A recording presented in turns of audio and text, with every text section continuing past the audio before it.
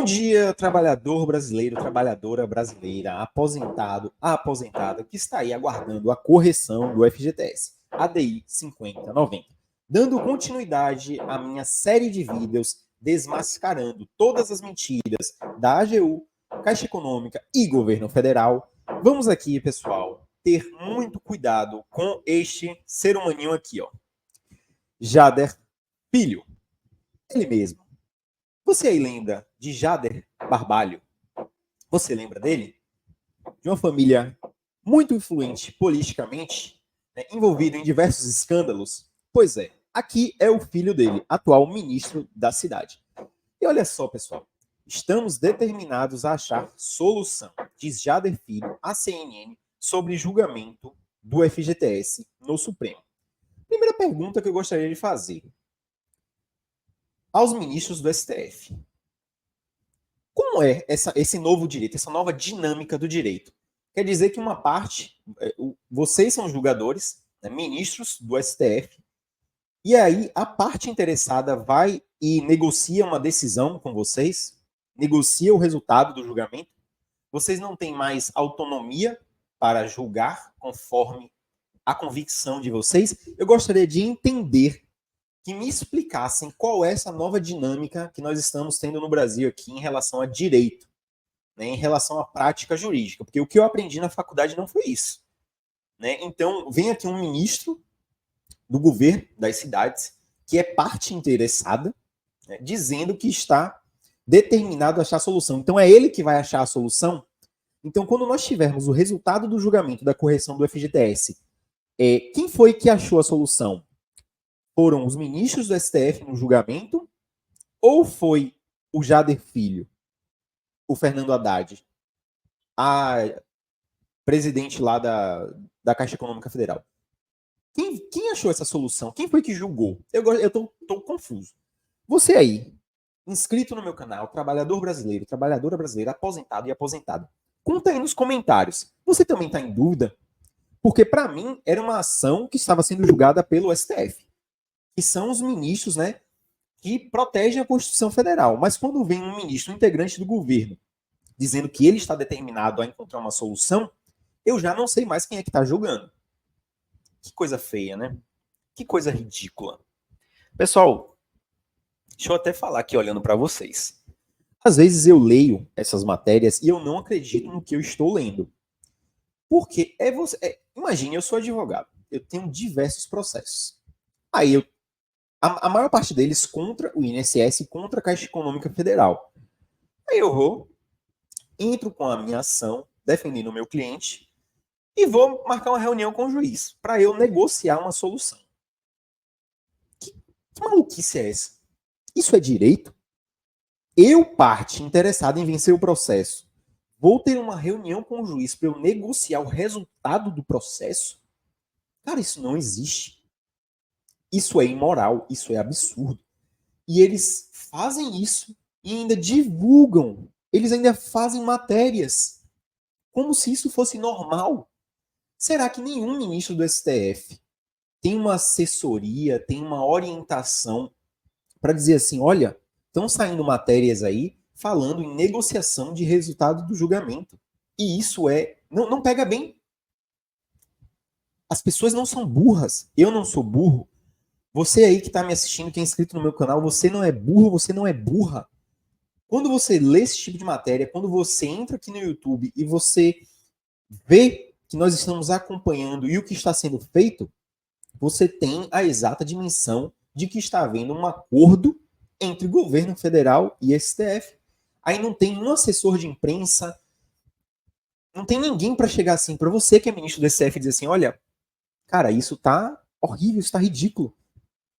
Vamos parar de receber integrantes do governo para fazer reuniões a portas fechadas, ficar adiando o julgamento, certo? Porque as pessoas já estão começando a desconfiar que o resultado final deste julgamento ele não vai ter a lisura necessária, a idoneidade necessária. Não tem ninguém aí em Brasília para falar isso para vocês?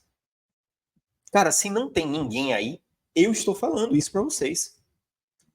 Ministros do STF, juízes, julgadores não podem estar negociando decisões, resultados de julgamento com integrantes do governo. Sou eu que estou falando isso? Não. São as centenas de matérias que saíram aí após essa reunião que vocês fizeram com o Haddad, o Jader, a diretora, presidente lá da Caixa e outros envolvidos. Certo? São essas as com todas as letras. Diversas matérias falando em negociação do resultado do julgamento. O que isso dá a entender para mim e para a população brasileira? Isso é muito bizarro. Juridicamente bizarro. Nós crescemos, passamos pela faculdade, aprendemos sobre a importância do STJ, sobre a importância do STF, sobre o notável saber jurídico que ministros do STJ, ministros do STF devem ter. Nós aprendemos sobre o distanciamento das partes, sobre o livre convencimento motivado, sobre a análise das provas. E aí, agora, nós temos reuniões que podem determinar resultados de julgamento.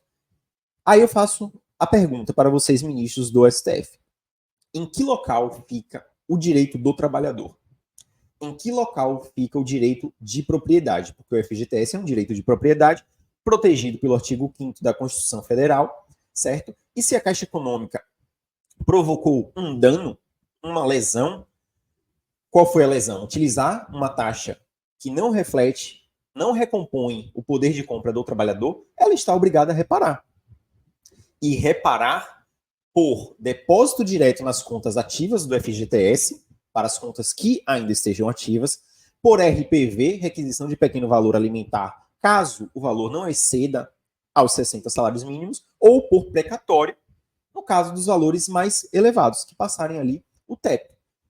Então, a Caixa Econômica está obrigada a reparar as perdas passadas dessas formas. Não por negociação sindical, não por medida provisória, lei, o que quer que seja de Congresso Nacional, porque isso daí é conluio, isso daí é acordo para deixar para o governo nunca pagar as perdas passadas dos trabalhadores.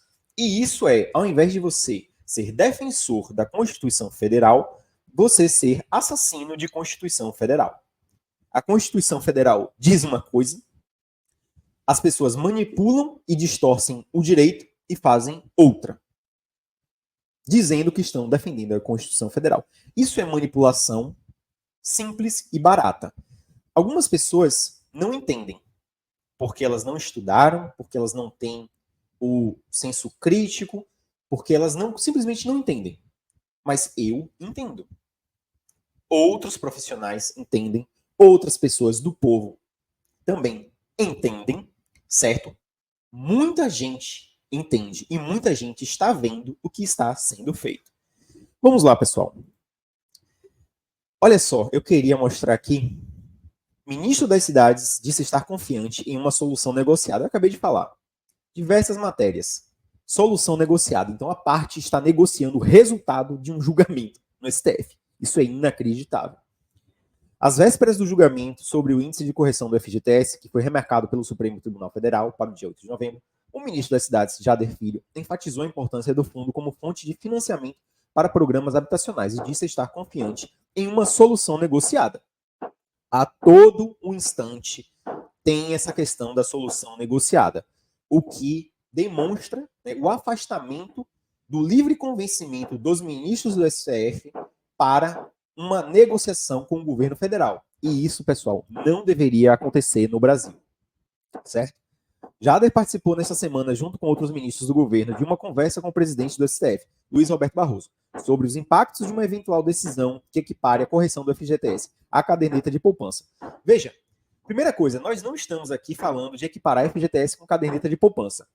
Nós estamos aqui falando de substituir a TR, declarar ela inconstitucional e utilizar um índice que efetivamente recomponha o poder de compra do trabalhador, que não é a caderneta de poupança. Inclusive, este índice ou é o INPC ou o IPCA, certo? Mas a gente sempre tem matérias tendenciosas.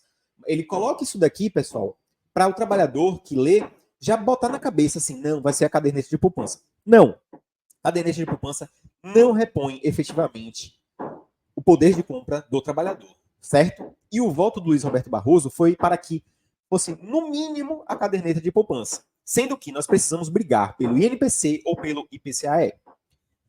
Eu quero ir aqui no finalzinho, que é quando ele falou aqui uma besteira. Aqui. O STF adiou de 18 de outubro para 8 de novembro o julgamento do índice de correção dos depósitos do FGTS. Qual o risco para a continuidade das obras? Pessoal, é o seguinte, vocês sabem que o governo federal, enquanto o dinheiro fica parado lá nas contas do FGTS de todos os trabalhadores, ele mexe no dinheiro. Ele pega o dinheiro para fazer obras, certo, de infraestrutura, de saneamento, para subsidiar programas habitacionais, para fazer, liberar empréstimos, né, que a Caixa Econômica consiga praticar taxas de juros mais competitivas no mercado. Então o governo simplesmente utiliza. E a grande preocupação do Jader Filho é justamente essa. Olha só. Primeiro eu quero deixar explícito que o trabalho que tem sido feito pela AGU, na pessoa do ministro Jorge Messias, que tem conduzido com muito cuidado e cautela. Ele está aqui parabenizando o Jorge Messias por atrapalhar a correção do FGTS, certo?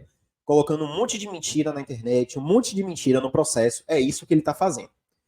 Destaco também a maneira responsável com que o ministro Luiz Roberto Barroso tem tratado esse assunto. Maneira responsável. Adiou o julgamento que ficou mais de 100 dias parado, né, do dia 18 de outubro agora, para o dia 8 de novembro. Ou seja, maneira responsável para eles, governo federal, Caixa Econômica e AGU, e maneira irresponsável e inconsequente com quem? Você, trabalhador, você, trabalhadora. A conversa que tivemos nessa semana foi muito positiva. Nós, do governo, ficamos com o dever de casa de fazer algumas contas relativas ao fundo. Todos estamos determinados a achar uma solução. Estamos unidos no intuito de resguardar o recurso dos trabalhadores e continuar tendo um meio de financiamento que é importantíssimo, seja para as obras públicas ou para a habitação. Olha só. Nós do governo ficamos com o dever de casa de fazer algumas contas relativas ao fundo. Por quê? Deixa eu até olhar aqui para vocês. Por que vocês não fizeram esses infernos dessas contas? Nos 100 dias que o processo ficou debaixo do braço do Nunes Marques.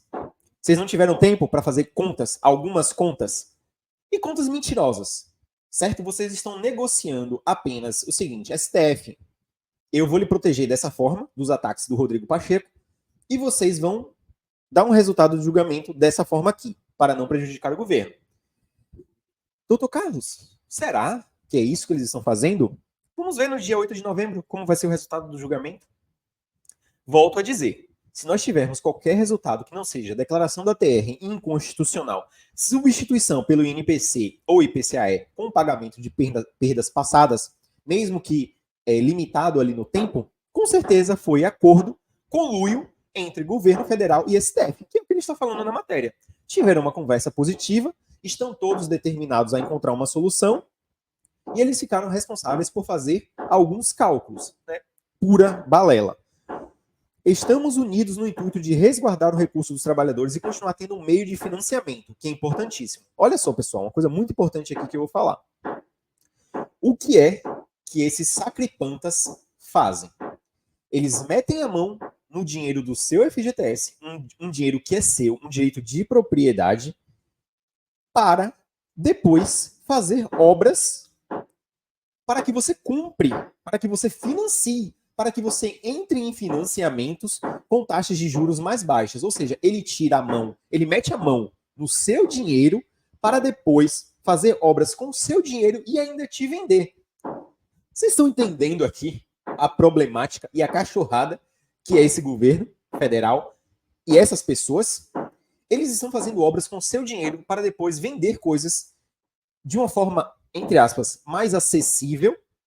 Só que foi o seu dinheiro que construiu isso. Então, por que o seu dinheiro não é pago diretamente para você? Por que não se utiliza um índice de correção correto, né, o INPC ou IPCAE, paga-se o rendimento da conta de FGTS para você, para que você não precise dos programas de financiamento oferecidos por eles.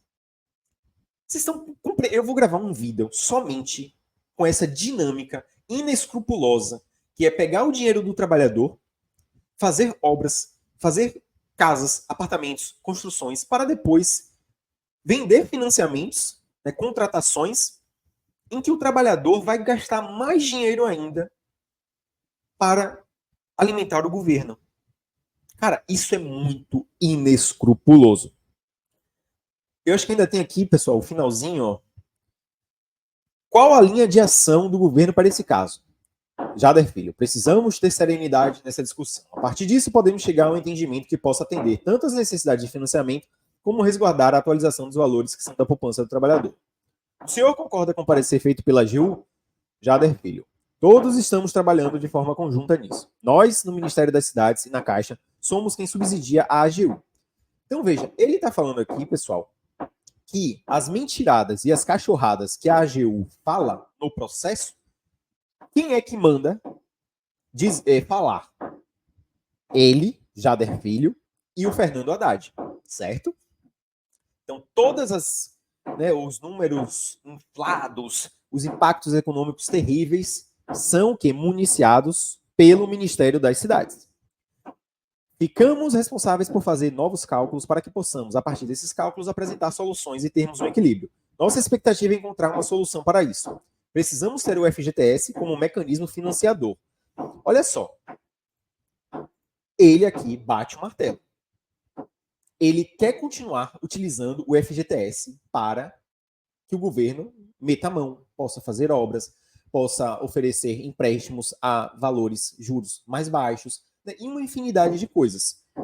Por isso que eles estão tão empenhados em não pagar um único centavo. Eles não querem pagar nada. Eu já mostrei para vocês aqui, tem vídeo no meu canal, falando que se nós tivermos uma média de pagamento de R$20 mil para todas as 200 mil ações que estão ajuizadas, o impacto econômico seria de 4 bilhões de reais. E a Caixa Econômica hoje tem em caixa, a Caixa Econômica tem em caixa, segundo ela mesma declarou, pessoal, 118 bilhões de reais. Então você tem 118 bilhões de reais. O impacto financeiro é de 4 bilhões. Você fica com 114 bilhões e nada muda para você. Só que eles são tão gananciosos, tão usurpadores, tão mau caráter, que eles não querem pagar absolutamente nada. Eles querem um valor cheio. Eles, se fosse possível, e eu não espero ter essa surpresa no dia 8 de novembro. Se fosse possível, eles manipulariam o voto do Luiz Alberto Barroso, que ele já deu, né, o voto dele, declarando a TR inconstitucional, mas se eles conseguissem mudar o voto do Barroso para declarar a TR constitucional, eles iriam por esse caminho, de tão inescrupulosos que eles são. Certo? Então vamos aguardar o dia 8 de novembro para a gente ter a exata dimensão do que foi dito nessa reunião, do acordo que foi costurado, certo? E eu não vou poupar ninguém.